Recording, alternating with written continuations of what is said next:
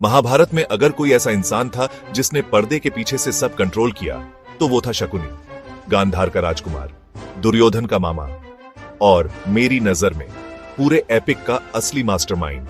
पर क्या आपने कभी सोचा है कि शकुनी कौरवों से इतनी नफरत क्यों करता था? चलो शकुनी की असली कहानी जानते हैं। शकुनी के पिता सुबाला गांधार के राजा थे। उसकी बहन गांधारी की शादी हस्तिनापुर के अंधे राजा धृतराष्ट्र से हुई थी।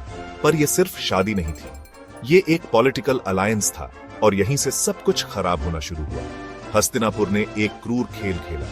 धृतराष्ट्र ने गांधार के पूरे रॉयल परिवार को शकुनी समेत कैद कर लिया।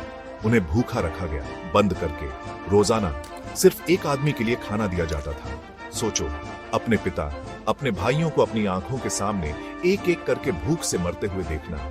आखिर में सिर्फ शकुनी बचा। उसके मरते हुए पिता ने उससे वादा लिया, जिंदा रहना और बदला लेना। शकुनी ने कुछ कमाल का किया। अपने पिता की हड्डियों से उसने ऐसे पांसे बनाए जो कभी हारते नहीं थे। वो हस्तिनापुर में रहने लगा, दुर्योधन के कान में जहर भरते हुए, पांडव तुम्हारे दुश्मन हैं, सिंहासन तुम्हारा है। दुर्योधन उसका कठपुतली बन गया और शकुनी कठपुतली चलाने वाला। फिर वो फेटफुल रात आई, वो बदनाम जुए का खेल। अपने उन पांसों से शकुनी ने युधिष्ठिर से सब कुछ छीन लिया, उसका राज्य, उसके भाई, उसकी दौलत और आखिर में द्रौपदी। किसी ने विरोध नहीं किया। कोर्ट में सन्नाटा था। जब द्रौपदी का अपमान हुआ तब भी सबकी इंसानियत पर सवाल उठा।